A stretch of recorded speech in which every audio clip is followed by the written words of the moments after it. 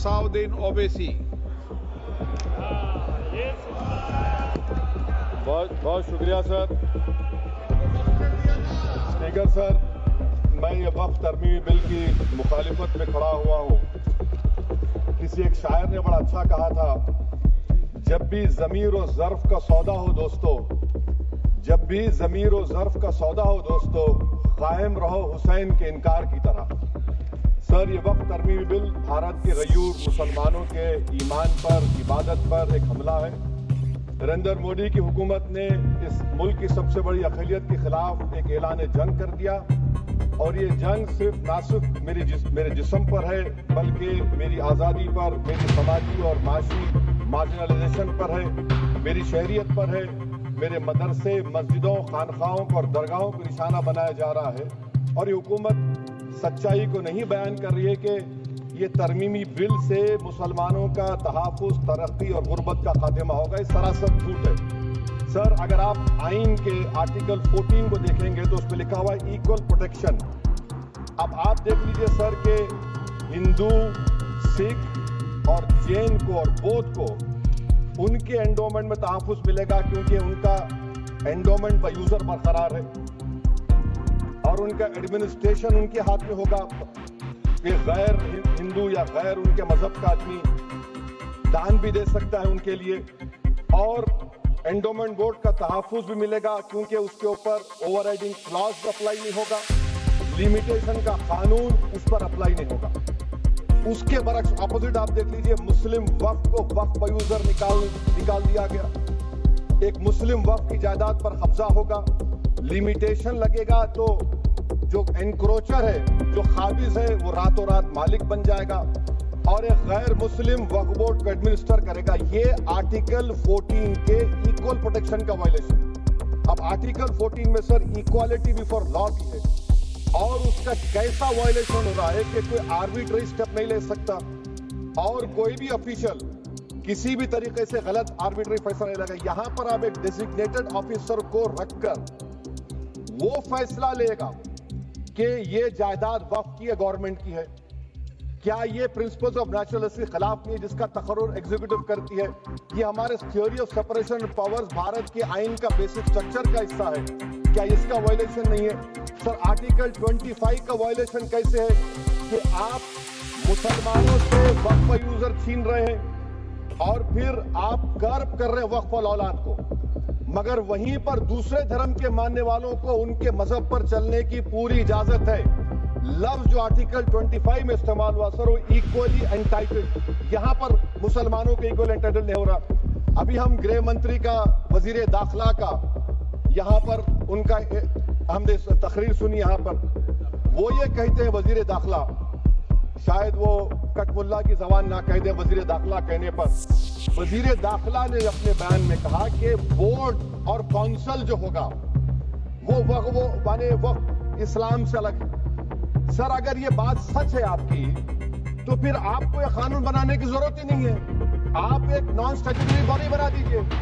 ये जो कानून बन रहा है ना सर, ये आर्टिकल 26 इसका सोर्स है, और आर्टिकल 26 जब इसका सोर्स है तो आर्टिकल 26 का ABCD क्या कहता है कि रिलीजियस डिनोमिनेशन को अपने मजहब के अफेयर्स खुद चलाना, मूवेबल इमूवेबल प्रॉपर्टी को लेना और एडमिनिस्टर करना।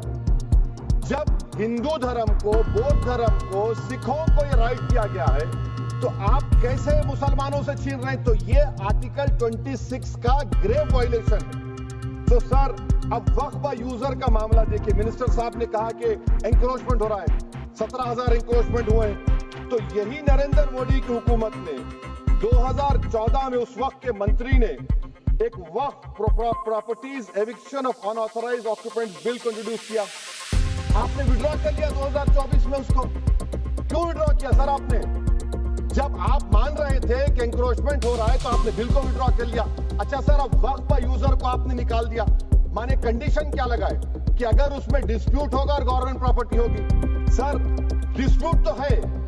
मिसाल के तौर पर मोहिबुल्लाह साहब जिस मस्जिद के इमाम है, पार्लियामेंट के सामने मस्जिद है सर, 123 प्रॉपर्टीज में मस्जिद है, डिस्प्यूट चल रहा है, कल कलेक्टर या डिस्ट्रिक्ट ऑफिसर बोलेगा कि भाई साहब ये गवर्नमेंट प्रॉपर्टी है, स्टिकर लगा दिया जाएगा, मस्जिद बंद गवर्नमेंट प्रॉपर्टी हो गई, होगी ना सर? अब ये बताइए, आप जब से यहां पर पूरे बीजेपी रूलिंग पार्टी हमको ज्ञान दे रहे हैं कुछ नहीं होगा, कुछ नहीं होगा, मैं दलील के साथ बता रहा हूं आपको। ये मस्जिद दिल्ली गवर्नमेंट बोलती हमारी है, वक्फ दिल्ली वक्फ बोलता हमारी है, तो सर वक्फ बाय यूजर, अगर मैं अपनी गवर्नमेंट के खिलाफ वक्फ बोर्ड वक्फ बाय यूजर इस्तेमाल नहीं करेगा तो क्या है सर? अच्छा, ये अमेंडमेंट जब हो जाएगा तो मुझे कहने दीजिए सर, सिर्फ प्राचीन मंदिरों की इबादत होगी, मस्जिदों की नहीं होगी।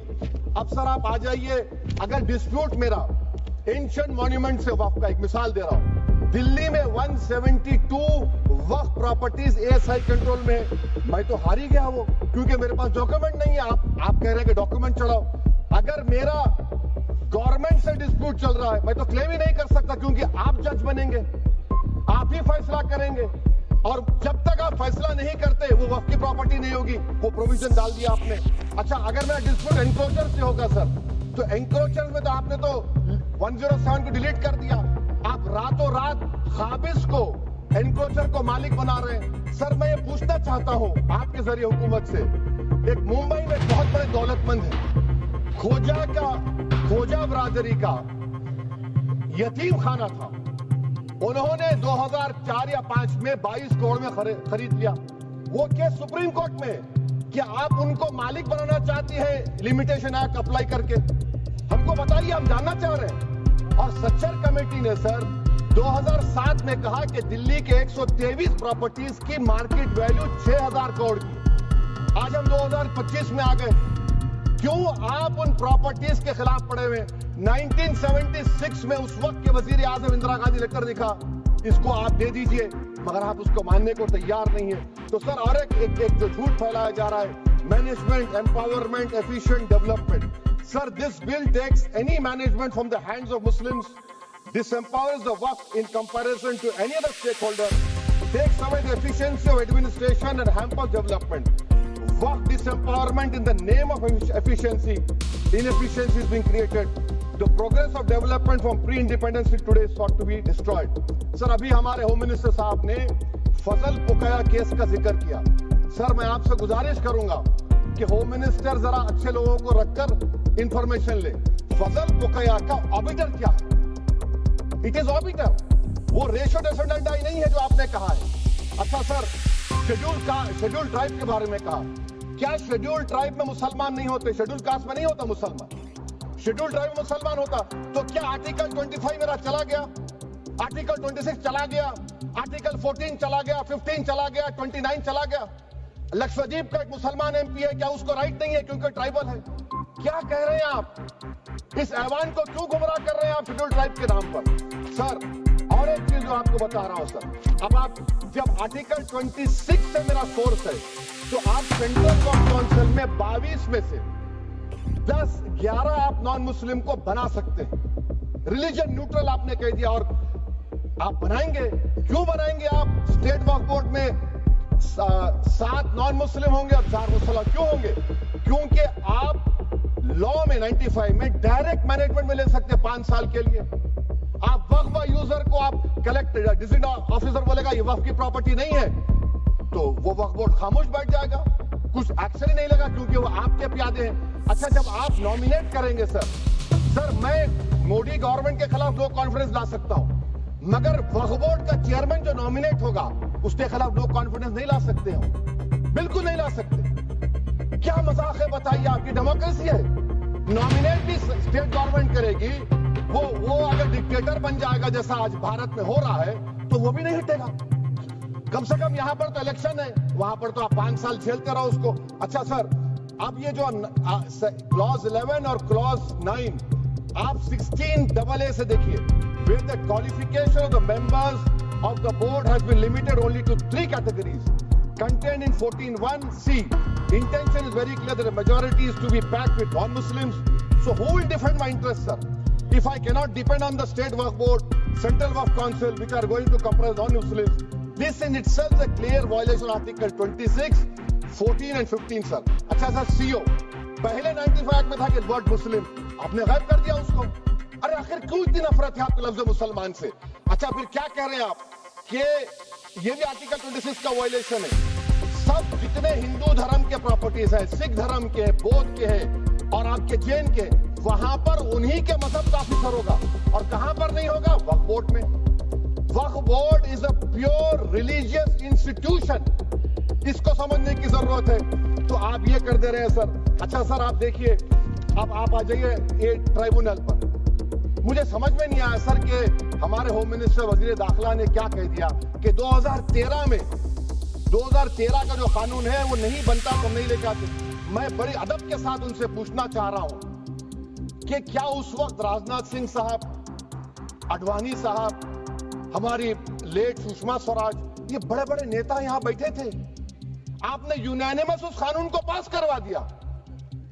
कीर्ति आजाद थे उस वक्त, अब यहां बैठे हैं वो टीएमसी में। तो क्या आप गलत थे या वो गलत थे? हमको बता दीजिए, आप बता दीजिए। क्योंकि अगर आडवाणी आपके लिए बहुत बड़ा नेता है, मेरे लिए नहीं हो सकते, आपके लिए, आपसे बदनसीबी मोहतरमा सुषमा स्वराज की जबरदस्त तकारीर का मैं कायल हूं। वो बैठकर उस 2013 को यूनानिमस पास कर दिए। मुझे कंफ्यूजन है कि क्या अमित शाह, नरेंद्र मोदी बड़े हैं या आडवाणी बड़े? आपके लिए आप तय कर लीजिए। अच्छा सर, आपके tribunal sir, railway Clements tribunal, NGT tribunal, income tax, वैसे 14-15 ट्राइब्यूनल, हिंदू एंडोमेंट का ट्राइब्यूनल, सबका अपील नहीं होती, रिव्यू होता है। गृह मंत्री सरकार करिए कि नहीं, रोक दिए, रोक लगा, कैसे रोक लगाते? रिव्यू अपील में तो फर्क होता है ना सर। आप ही कह रहे हैं कि पूरे कोर्ट्स में बैकलॉग है और आप अपील कर रहे हैं। अच्छा सर, रिटायर्ड डिस्ट्रिक्ट जज 95 में सिटिंग डिस्ट्रिक्ट जज था, जो एडमिनिस्ट्रेटिव कंट्रोल था सीजीआई साहब, उसको निकाल दिए। अच्छा सर, आप अभी हमारे मंत्री साहब ने कहा trust, sir Shri Sai Baba trust 2004, वो ये कहता है जो ऑफिसर उसमें काम करता है उसको साई बाबा का डिवोटी होने चाहिए और उसको डिक्लेरेशन लिख के देना पड़ेगा। यहां पर हो रहा तो यहां पर क्यों नहीं हो रहा? अच्छा सर, आप फिर देख लीजिए, ये आपका हो गया सर। हाँ, आप अमित शाह साहब ने सेक्शन 2A के बारे में कहा और उन्होंने इस बात का इकरार कर लिया कि दाऊदी बोहरा के लिए ये बनाया गया है। मगर मैं आपके जरिए से गवर्नमेंट से पूछना चाह रहा हूं, आपने तो उस प्रोवाइजो में दाऊदी बोहरा का नाम ही नहीं लिखा। आपने उनको भी थैंक यू कर दिया, उनका नाम क्यों नहीं लिखा आपने? और सर, और गवर्नमेंट क्या कर रही है? आप मुस्लिम समाज में जो बेकार किस्म के लोग हैं उनको एक रास्ता बना रहे हैं, एग्जिट दिखा रहे हैं कि तुम्हें वक्त से बचना है तो तुम्हें ट्रस्ट बना लो। ये क्या कर रहे हैं सर आप? कम से कम उन दाऊदी बोहरा को आप दे देते। अच्छा sir, clause 3V section 36 clause 18 देख लीजिए। oral appointment has sought to be discontinued even though it is recognized practice in Islam. Muslim personal law has recognized oral waqf and 1937 Shariat Application Act. Sir, आप clause 39 पर आ जाइए। 5 साल के लिए मुसलमान, मैं किरण रिजिजू से पूछना चाहता हूं सर, दाढ़ी रखे तो मुसलमान प्रैक्टिसिंग है या क्लीन शेव आपकी तरह है? तो बताइए हमको, प्रैक्टिसिंग क्या होगा? अच्छा, किसी को पकड़ के मॉब लिंच कर दिया और बोले कि JSR का नारा लगाया, और वो JSR का नारा लगाया तो क्या मुसलमान रहेगा? नहीं रहेगा। या फिर देश के प्रधानमंत्री ने कहा था कपड़े देखकर पहचानो, तो क्या कपड़े देखकर आप कह देंगे? अच्छा, अगर कोई क्रिश्चियन हिंदू धर्म कबूल करता है तो क्या वो मंदिर को दे सकता प्रॉपर्टी? फिर भारत के संविधान में आर्टिकल 300 क्यों है सर? राइट टू इक्वालिटी क्यों है? फ्रीडम ऑफ रिलीजन क्यों है? 5 साल कहां से लाएंगे? अच्छा सर, और एक चीज सर, और एक चीज मैं आपको बोल के खत्म कर दूंगा सर।